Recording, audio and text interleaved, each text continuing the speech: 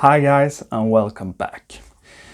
Now, when I did my little poll on the channel, some people said that they wanted some more advanced tricks. So today I will be showing you a somewhat more advanced trick, at least compared to the other tricks on this channel so far. So for this trick I would need 3 spectators. So I would turn to my first spectator and ask him to pick a card. And it doesn't matter if I see it. So in this case it's the 6 of diamonds, so please remember that. And the second spectator picks the 9 of hearts, so we have the 6 of diamonds and 9 of hearts. And last we have the 8 of spades. Okay, you guys still remember your cards? Very well. Now, you might be wondering why I've kept these 4 cards here this entire time.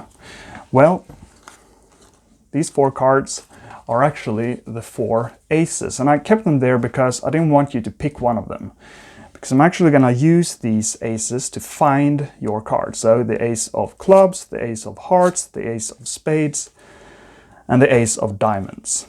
And what I'll do is I'll just scan the deck just like this 3 times, and hopefully something pretty amazing will happen. If I just snap my fingers, there are now 3 cards in between the aces. The first one is your 6 of diamonds, the second is yours, the 9 of hearts, and the last one, the 8 of spades. Okay, so let's talk about how we can do that trick. Okay guys, welcome back. So if you like that trick, remember to leave a like and subscribe. Okay, so this trick is called the collectors. It's a plot in magic. There are so many different ways of doing this, but this is a very direct method. You can find it in Card College. We start with the aces on the side. You can either produce them beforehand or just place them that as a little mystery, as I did in the performance, and bring it up after a while. But anyways, the aces are placed there. You're going to let the spectators pick 3 cards. 3 different spectators will pick 3 different cards, of course. And what we're going to use here is the spread call. So I would turn to the first spectator and I would ask them to just touch a card. So let's say they touch this card, it happens to be this king. I'm going to control that under the spread using the spread call, as I said. One day I will have a detailed description or tutorial on this, but right now I will give you a fast explanation. So what you're going to do is you're going to take that king underneath the spread, just like this. So how do we do that? I lost the king now, but there it is. Okay, so how do we do that? We place our left thumb, and notice how I'm holding the cards in this hand with my index finger over here and my little finger over here. And I use my left thumb and I put that on the card to the right of the one I'm going to call. Let's leave that face up for now. So that thumb goes on the card to the right, and I use my right fingers over here, my middle finger and my ring finger, to pull on that card so it disappears and basically gets underneath the spread. So again, thumb goes here, these fingers are under here, and they pull that card underneath the spread, just like that. Okay, and we keep spreading and we go to the second spectator. In this case, it's this jack, and we do the same thing, but in this case, we simply just clamp down, basically, on the king over here. Again, we place a thumb here, and we just pull that. So that is underneath the first card, okay?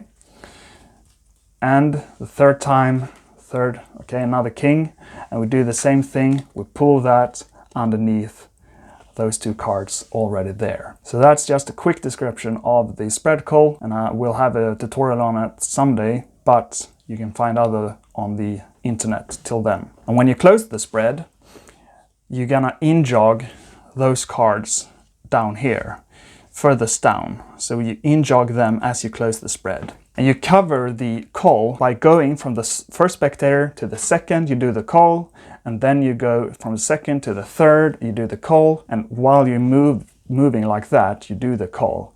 And then the last time you can turn back to your first spectators and ask, and you remember your cards, right? So that's a little covering. And now these are in-jogged over here, and we have the 3 selections down here. So we're gonna pick up at the in jog and get a thumb break, and then we're gonna use this part of the little finger to angle jog these cards like this.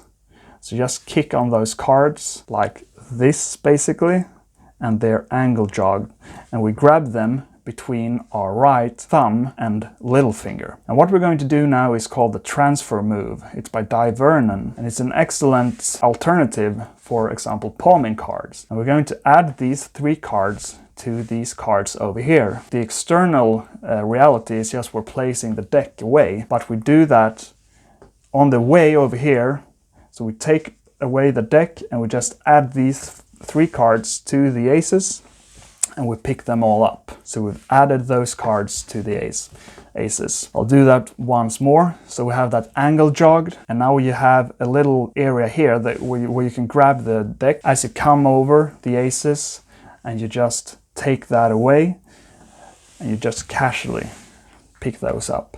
And I love that move. It works great in real life. I'm not sure how well it works on camera, you'll tell me, but it works really great in real life. You have a lot of misdirection and you have a good justification, so no one will question it. So what you've done now is you've added these 3 cards onto the aces. And now we're gonna do a move that again isn't too good on camera, but works very well with a little bit of misdirection in real life. It's called the mechanical reverse, I believe. So you say that you have your 4 cards over here and you just count them over, but you keep these squared, of course, as one card, or you can even do a little motion like this, a little convincer.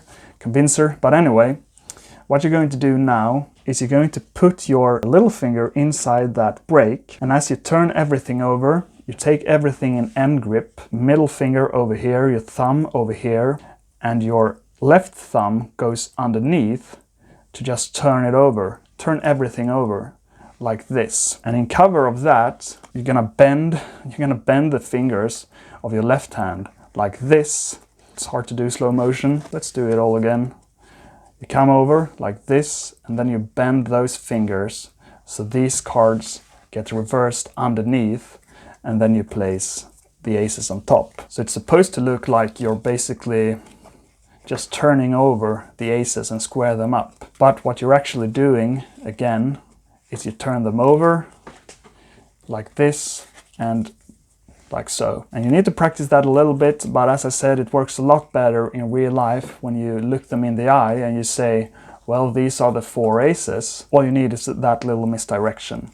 And now you have reversed those 3 cards to the bottom like that. Now you're gonna show the 4 aces while loading these cards in between them. And you do that by double buckling 2 cards, just like that. So by using some pressure from your index finger over this corner, you can buckle 2 cards just like that. And you do that as you come over with your right hand, so that you're protected both, of course, from the left angle and from the right angle. So you come over like this and you buckle them as you do. So now you have a break. You have actually 2 breaks, not 1 break, you have 2 breaks underneath those cards. I'm gonna exaggerate this a lot, but you have 2 breaks now. And now what you're going to do is you're going to take the first ace into your left hand and you're gonna say, okay, we have the ace of spades. And you're going to take the second ace as you steal that card away, the card underneath the first break. So you come over, you peel the second ace over as you steal that card away. And you need to take care here not to flash that card. And it's easier said than done, but with some practice you can do that.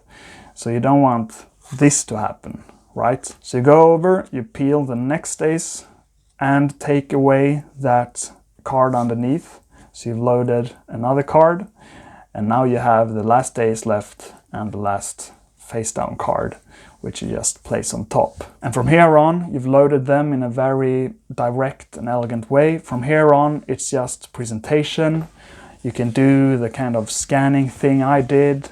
You can spread these cards and just tap them 3 times, but you should keep this packet moving because it's quite thick. And you don't want them to catch that, so you keep it moving, or you hold it in end grip. Or you could even, with some practice, you could kind of just lift up and toss that, And with some practice, it will be a lot more clean than this. Yeah, they will spread in this elegant way like this.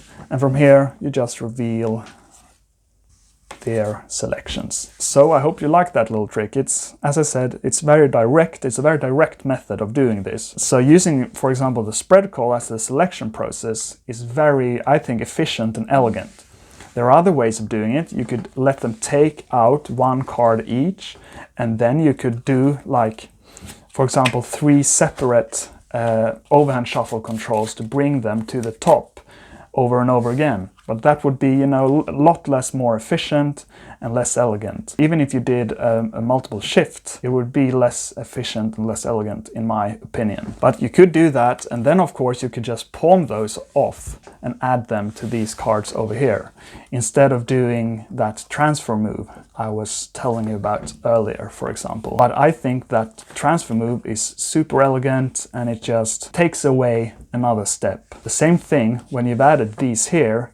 You could, for example, buckle these cards and do some kind of half pass to turn those over. But again, the mechanical reverse there, I think, is super efficient, especially in live performances. So let me know what you think about this. There is an easier version of this I know of that I can share with you if you want to. You could learn a lot from that, because when you have different methods, you can learn different ways, and you can kind of analyze why one is better than the other, or in what situations one might work but not the other. So if you want me to show that, let me know in the comments, and I will show it if I get 50 likes on this video. Okay guys, hope you liked that. Remember to leave a like and subscribe, and see you next time. Bye bye.